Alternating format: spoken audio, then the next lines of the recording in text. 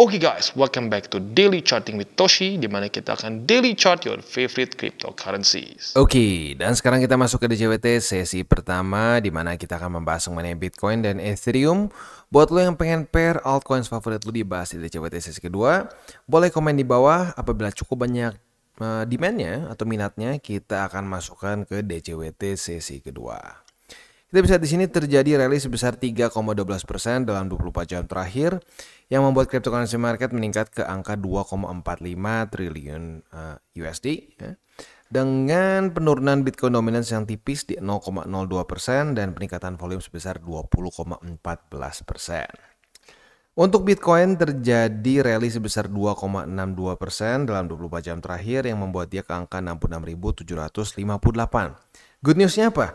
Good newsnya MA20 berhasil ditaklukkan.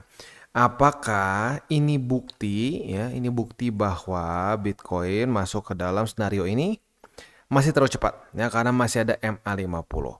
Yang mungkin akan menjadi pembuktian adalah apabila Bitcoin berhasil daily close di atas MA50 dan jadikan MA50 sebagai support ya.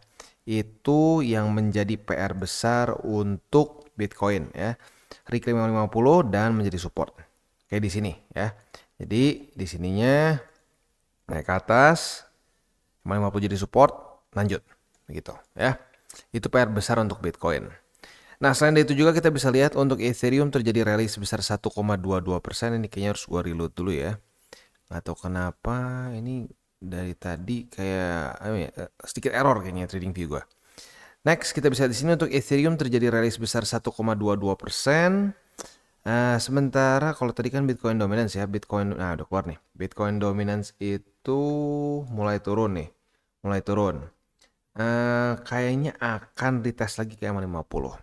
Tapi untuk sekarang sih, jujurnya menurut gue yang lebih penting adalah kondisi dulu dari Bitcoin. Apakah Bitcoin bisa menjadikan MA50 dan 20 sebagai support atau tidak? Ya, karena seperti yang gue sudah bilang dari kemarin-kemarin, ini tuh sudah terjadi death cross antara MA50 dan 20 pada tanggal di sini nih, pas waktu rally. Ya, jadi seperti yang gue bilang juga, misconception, banyak orang berpikir death cross itu bakal ngedump. Enggak, biasanya death cross itu malah lebih sering rally. Ya, enggak selalu, tapi lebih sering rally. Nah, itu biasanya dia akan retest. Retestnya kalau gagal sebagai resisten, ini dua-duanya jadi support. Nah, ini trennya bisa lanjut kayak yang tadi gue bahas. Tapi kalau ternyata dia ke reject, seperti mirip-mirip di sini nih ya. Mirip-mirip di sini. Nah, ya siap-siap kita bisa lanjut membuat lower low. Jadi tinggal kita lihat aja mana skenario yang beneran terjadi. Dan jangan lupa juga ya, nggak berarti ke reject itu harus langsung dump. Bisa juga kayak gini nih. Reclaim, gagal mempertahankan, jebol lagi juga bisa. Ya, jadi walaupun sekarang sudah pertandanya semakin membaik untuk Bitcoin, tetapi masih belum selamat ya, masih belum bebas dari PR-PR yang banyak gitu ya.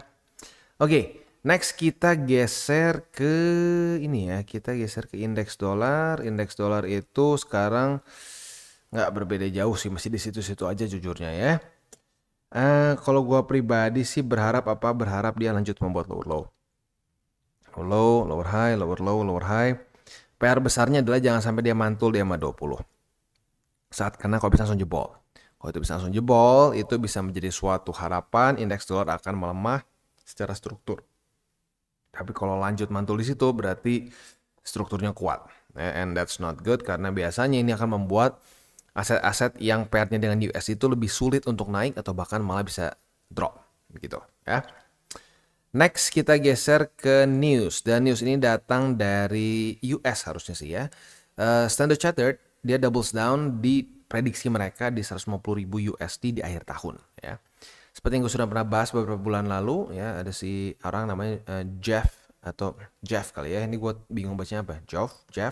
Jeff Kendrick ya, Head of Digital Assets di Standard Chartered menyatakan bahwa dia masih optimis dengan Bitcoin yang bisa mencapai di 150.000 di akhir tahun ya.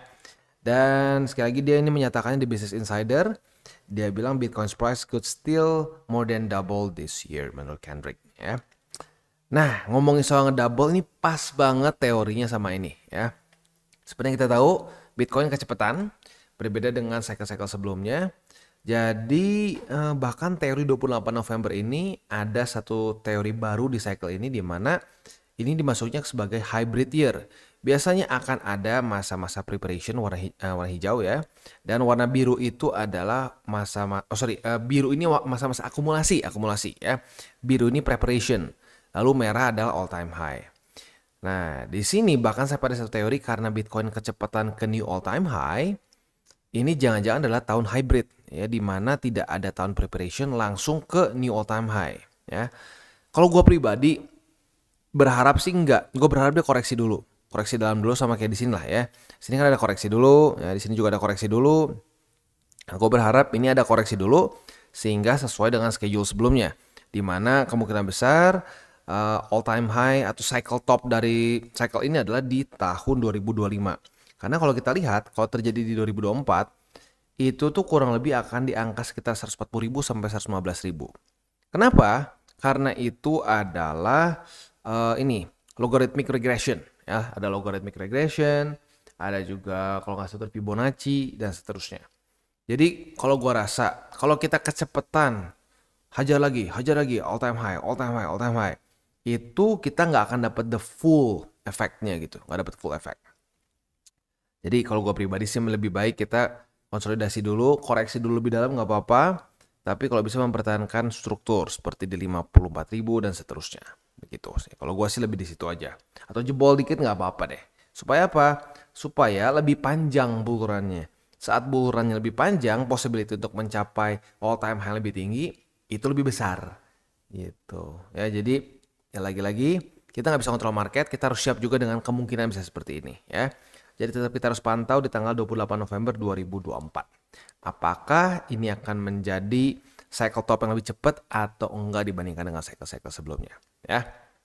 Oke, next kita geser ke economic calendar. Gua nyaris lupa tadi ya. Economic calendar hari ini tanggal 23 April hari Selasa. Dari US akan keluar S&P Global US Manufacturing PMI. Untuk ini harapannya itu adalah dia lebih rendah daripada ekspektasi ya, karena lower than expected reading should be taken as negative or bearish for the USD. Dan kita ingin USD bearish ya, maka harapan kita lebih rendah daripada 52. Next, S&P Global Services PMI juga sama ya. Kita harapan lebih rendah daripada ekspektasi. Berarti lebih rendah daripada 52 juga ya. Uniknya 52 juga. Next adalah di sini ada nih home sales. Untuk nih home sales harapan kita adalah supaya dia lebih rendah daripada ekspektasi juga ya, berarti lebih rendah daripada 668.000 ya. Terakhir sih bagus semua nih. Terakhir kecuali tanggal 25 Januari cenderung semuanya di bawah dari ekspektasi. Semoga kali ini juga di bawah supaya USD kembali melemah ya. Oke, jadi kurang lebih seperti itu overallnya. Selanjutnya sih gue lebih ke reminder ya, lebih ke reminder dari untuk para crypto newbies. Gue harap ya setelah kemarin drop signifikan, ya sebenarnya dibilang signifikan banget enggak ya. Bitcoin tuh dari all time high sampai week terendah itu baru sekitar 19%. Biasanya itu 20-30% ya. Berarti kalau 20%-an tuh sekitar ya di sinilah ya. 30%-an itu di sini di angka 51 ribuan. Itu normalnya sebenarnya kalau koreksi dalam dari Bitcoin ya. Gue udah pernah bahas di sini nih. Lihat, koreksi dari bull market. Lihat nih, kita bisa lihat di sini koreksi yang terlihat tipis ini. Oh, ini 20. Yang lebih gede itu tuh, oh di sini nih. Yang lebih gede itu di daerah sini ya. Dari sini tuh. Oh, ini ekstrim banget ya, bisa 50-an. Di sini terus ada juga yang ini lebih dalam lagi bahkan. Ini tuh kayaknya 60 deh. Yes, 60%-an. Nah, di cycle yang sebelumnya koreksi-koreksi yang terlihat cebol ini, yang kecil-kecil ini, yang unyu-unyu ini sebenarnya adalah 39%. Lalu kalau kita cek lagi di sini, ini adalah koreksi 35%. Ini adalah koreksi berapa nih? 44% dan seterusnya ya. Jadi gue ingatkan ya, ini tuh masih belum apa-apa sebenarnya ya. Jadi jangan berpikir bahwa oh cuma segini santai ya. Secara normalnya dari cycle ke cycle ini sebenarnya adalah koreksi yang nggak terlalu besar. Nah kebayang kalau ini lanjut lagi, siap nggak? Gitu. Nah itu yang terus gue tekankan. Jangan sampai berpikir market itu semuanya cuma gini nih. Wah up only, nggak ada tuh koreksi-koreksi. Baru dapat segini langsung udah, waduh pusing ya. Karena udah kejadian ya beberapa teman Sato yang tiba-tiba jadi paling kripto gitu ya. Cuma dapat koreksi segini ya. Langsung udah diam 1000 bahasa. Artinya apa? Ya berarti posisinya ke wipe out kan. Antara ke wipe out atau merah parah gitu. Nah, kalau bisa seperti itu di masa-masa yang cuma ngedrop segini berarti sangat over leverage. Artinya apa? Melanggar 3 golden rule. Nah, jadi kalau udah melanggar 3 golden rule tuh kemungkinan buat boncos tuh gede deh. Kalau lu tidak melanggar 3 itu, possibility untuk lu profit ya. Bukan gue bilang lu bakal tajir melintir satu cycle. Enggak. Lebih kaya sih kemungkinan besar ya. Tapi jangan berpikir bahwa akan jadi tajir melintir. Tapi porto lu akan berkembang. Gitu. Nah, itu yang harus orang pikir. Jangan punya mentalitas pengen kaya dalam sehari. Ya. Oke, selanjutnya kita akan masuk ke buy limit. Tetapi sebelum kita masuk ke buy limit, gue akan disclaimer dulu bahwa semua konten dari TCI bukanlah financial advice. Ini semua bentuknya adalah edukasi. Dan bagaimana cara untuk mendukung TCI? Ada banyak caranya. Lu bisa like our video, bisa share our video. Atau juga bisa menggunakan link referral kita di bawah. Ya. Dan sekarang kita akan dengar dulu pesan-pesan dari sponsor kita pada hari ini. Oke, today's video is brought to you by Bybit. Di mana di Bybit ini kita bisa melakukan berbagai macam hal ya, mulai dari yang newbie sampai yang sudah advance. Buat mungkin lo merasa bahwa aduh bang, gue masih nggak ngerti nih TA, gue masih nggak ngerti charting dan seterusnya, tapi pengen akumulasi, pengen DCA murni, bisa lo tinggal masuk ke sini one click buy, di mana lo bisa pilih lo mau pakai apa ya fiatnya, lo tinggal pilih juga asetnya apa ya, misalkan lo pengen akumulasi BTC. Misalkan setiap hari Senin jam 7 pagi, misalkan gue pengen akumulasi BTC sebesar 100.000 rupiah misalkan ya, lu bisa langsung lakukan di sini, bisa peer to peer, bisa Dana, Bank BRI dan lain-lain. Ini gila ya, bisa pakai BCA Mobile dan seterusnya. Jadi Bybit ini memang cocok banget buat orang-orang yang tinggal di Indo ya, bisa langsung pakai bank-bank yang memang sudah biasa kita pakai di Indo ya. Nah, buat yang intermediate sampai advance juga di sini ada spot, nah, dan juga ada leverage tokens, dan tentu juga ada derivatives trading, di mana kita bisa menggunakan kontrak yang USDT maupun USDC. Jadi di sini lu bisa pakai USDC ya, karena nggak semua exchanger bisa menerima untuk futuresnya pakai USDC ya. Dan tentu juga lo bisa earning bunga juga dari kripto lu dan lain-lain. Dan tentu juga di sini kita bisa melakukan copy trade ya, di mana copy trade dari Bybit ini sudah cukup terkenal ya, dan kita bisa mendapatkan keuntungan juga. First copy trade kita bisa ada protection 100 USDT loss coverage ya, dan seterusnya ya. Jadi buat lo yang tertarik bisa silakan pakai. Klik di link referral kita di bawah. Dan kita masuk ke Bitcoin. Untuk Bitcoin dia berhasil mereclaim buy limit selanjutnya nih. Jadi buy limit pertama sekarang bisa di EMA20 di angka 66.625. Buy limit kedua di 65.463 dan buy limit ketiga di 62.517. Itu untuk posisi spot di Bitcoin. Untuk posisi futuresnya, retest 1 sudah terjadi di EMA20 sebagai support. Kita lihat besok pagi apabila daily close-nya masih di atas dari EMA20, kita bisa limit posisi long di EMA20. Retest kedua otomatis kebuka posisi longnya, target TP di MA50. Itu kurang lebih setup untuk posisi longnya.